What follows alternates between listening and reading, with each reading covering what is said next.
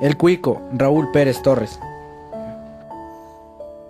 Yo, cuando pequeño, era marica. Tenía miedo a todo, a la noche, a los árboles, a la quebrada, a la cocina de mi casa, a los retratos de las artistas antiguas colgadas de las paredes. El Cuico, en cambio, era todo lo contrario. Yo no comprendía cómo uno podía ser tan desprendido de la vida. Se atravesaba solito los túneles de la quebrada de Miraflores. Yo me quedaba esperándolo sentado a la entrada o salida del túnel. Luego de media hora salía. Yo veía su figura alta, delgadísima, venía de la noche, de la oscuridad, de la valentía, parecía un fantasma, con paso alegre, las manos moviéndolas inexplicablemente muy alto y muy bajo. Se acercaba sonriente y me decía: «Tú no puedes entrar allí». Han sucedido cosas fantásticas y se ponía a contarme de brazos peludos, de caras fosforescentes, de golpizas invisibles. Yo le oía embelesado y nervioso.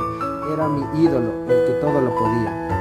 Lo odiaban en mi casa, para ellos era un patán. Yo no sé cómo mi madre podía equivocarse, cómo mi madre no pensaba que él también tenía a su madre que decía que el Cuico era el mejor hijo del mundo. La madre de él sabía quién era su hijo. Luego, él ya no se equivocaba, la equivocada era mi madre. Hubo un tiempo en que yo despreciaba a mi madre, me pegaba continuamente y no me dejaba salir con él. Yo lo miraba desde la puerta de la calle, lo distinguía al punto. El Cuico siempre se paraba en la esquina de mi casa. Su figura era inconfundible. Lo miraba paseándose alegremente por toda la calle Asunción. Esa calle era suya, y la Panamá, y la Canadá, y la intersección de la Río de Janeiro y Vargas. Todo era de él. Era en definitiva dueño del barrio, dueño del mundo. Así empecé a amar la libertad, a añorar la libertad, a odiar la opresión. Por circunstancia especial, mi madre se convirtió en la primera opresora de mi vida. Ya luego, con el tiempo, conocería yo todas las formas de opresión. Un día, el Cuico vino a visitarme con una novedad. Siempre venía con una novedad. Ahora era un palo curvado con la piola templada a los extremos, igual a la que había visto en las películas de Weissmuller. Era un arco. Traía también muchas varas finísimas, con un poco de brea en la punta. Me enseñó a lanzar. Poseía una puntería extraordinaria. Me decía jactancioso: donde pongo el ojo, pongo la flecha. Y a mí me sonaba esa frase como cuando por la noche yo recitaba: Dios te salve María, llena eres de gracia. Fue el acabose la temporada en que nos dedicamos al arco y la flecha. Allí me nació otro trauma pequeñito. Comencé a despreciar a los soldados. El Cuico siempre me decía: tira contra los chapas de charreteras.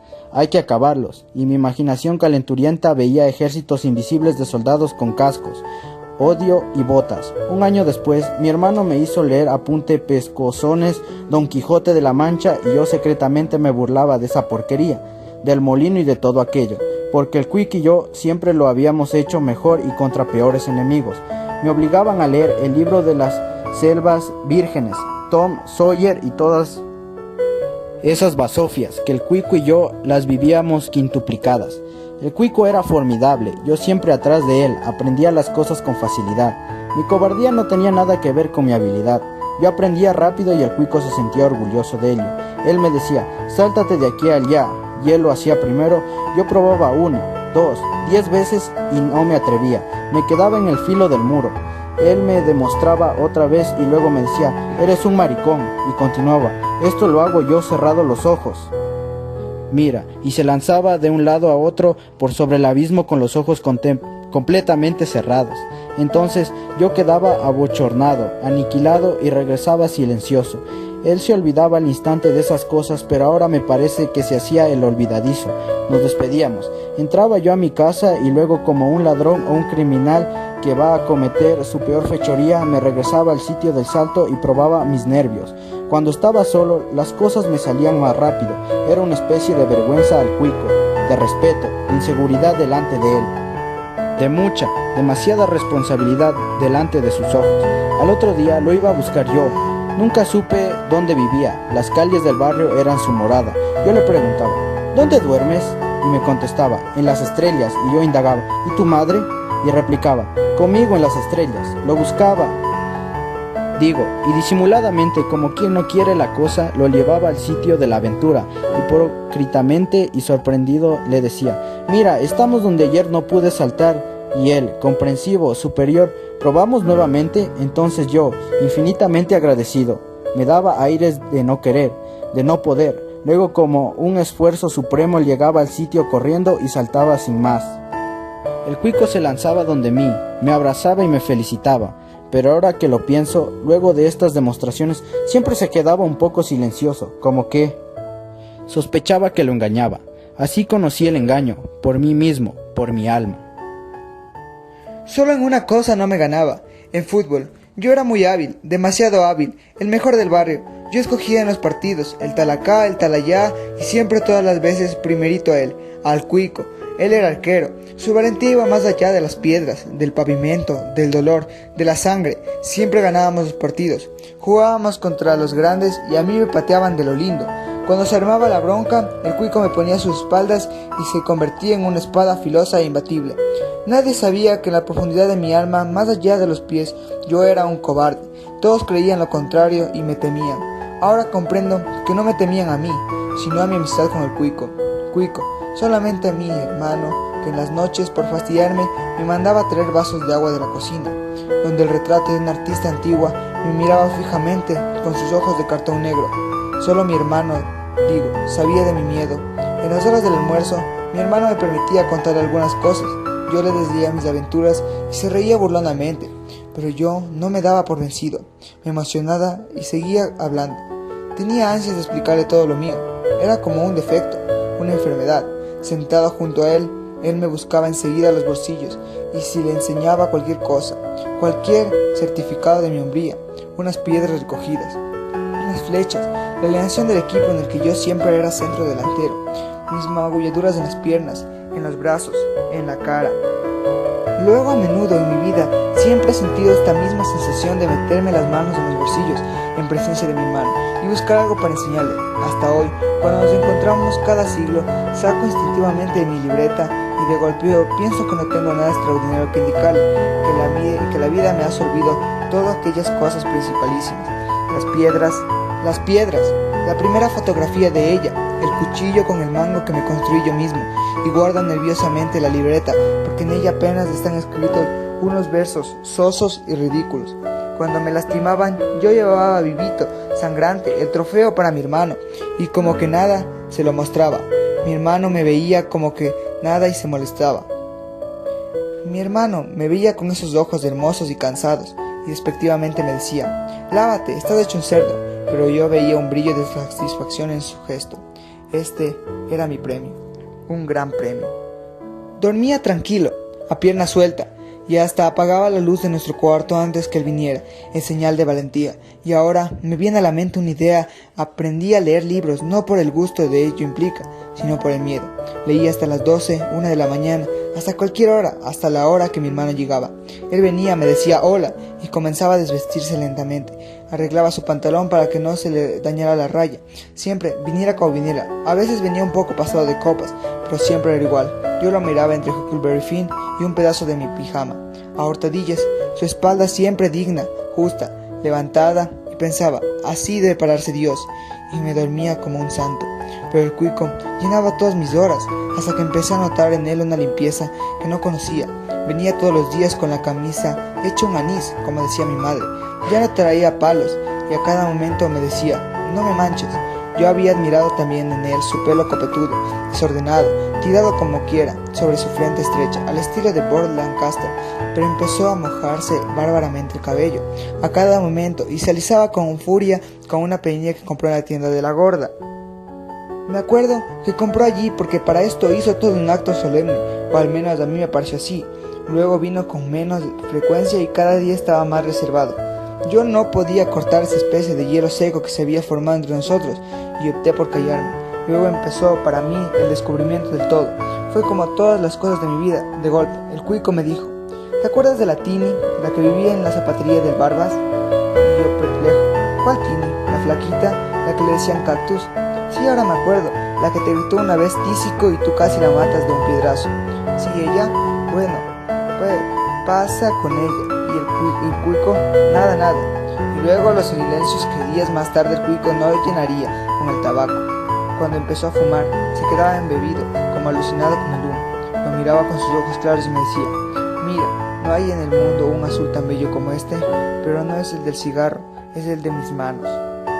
Alguna vez Le pedí una pitada, pero me negó y me dijo que eso era cosa de hombres. Fui a mi casa y por ser hombre me encerré en el baño con un cigarro que le robé a mi hermano. Y luego el vómito, el semidesmayo, el dolor incontenible del estómago, la asfixia y más tarde el descubrimiento de mi madre, la tranquiza de mi hermano, el llanto de mis hermanas, el niño perdido, desgraciado, degenerado, asqueroso, el juramento, no mami, el cuico no tiene la culpa, no lo haré nunca más, lo prometo. Luego hacia el precipicio, un precipicio por el que todo el mundo baja, unos con cuidado como cabras, otros de frente. Mira, me dijo el cuico un día, ¿has pensado alguna vez en mujeres? Sí, le contesté. Todas las noches pienso en mi mamá y mis hermanas. Creo que si no existieran sería libre. No seas bruto, me contestó el cuico. Sin tu madre no podrías vivir. Yo que soy todo un hombre, necesito de la mía, pero no te hablo de eso. Quiero decirte, por ejemplo, y empezaba a toser delicadamente. ¿No tendrías ganas de besarle a la Tini? Bueno, no a la Tini, a cualquier muchacha de tu edad, besarle en la boca. Me recorrió un escalofrío que se hizo consuetudinario siempre que me hablaba de estas cosas. Le contesté que sí, por no ser menos, pero la verdad no había ni pensado en ello. Conocía el beso abierto de mi madre, el beso que no me daba mi hermano, pero que yo lo sentía, cuando me dirigía la palabra como a una persona, el beso seco y acostumbrado de mi abuelita, y punto final. El cuico me dijo, es lo único que cuenta en la vida, para eso vivimos, para nada más. Y el fútbol, nada, todo es una porquería, besar, besar, besar. De lo contrario, eres una maricón que no sirves para nada. ¿Tú has besado, cuico? Claro, soy un hombre, ¿no? ¿A quién? ¿A Tini? El cuico prendió un cigarrillo y se silenciaba como tintero. No sé, porque hasta ahora pienso que el tintero de mis años de escuela es lo que más silencioso que he conocido. Y en la quebrada de Miraflores, el cuico. Bueno, date una pitada. Y yo la cara de mi madre, el llanto de mis hermanas del servicio higiénico y el cuico con sus manos tendidas autoritarias. Bueno, ¿se te para tu paloma? ¿Cómo? Nada, que se te para esto. Y su ademán vivo, viril, como de torero, con sus dos manos brindándome el conocimiento del mundo, el desabroche y el enseñarme y deleitarse. También, es como un salto, se llama la paja. Y el entrar paulatinamente al otro túnel, más claro, sin miedo ya, con un poco de temor pero con un gusto raro. Luego de la somnolencia, el silencio en casa, los ojos bajos y el acostarme enseguida, taparme bien y no rezar. Un hueco enorme en mi vida, el cuico desapareció, no lo vi más. Don Miguel, el gordo de la tienda donde nos fiaban, me dijo, creo que se ha ido a Guayaquil para embarcarse. Conocí la ingratitud y la pena más que todo lo insoportable de no poder llenar las horas, de enfrentamiento solito a todo lo desconocido, de no tener un valiente que tapara en el equipo de mi hermano y como adivinando, sin hablarme días.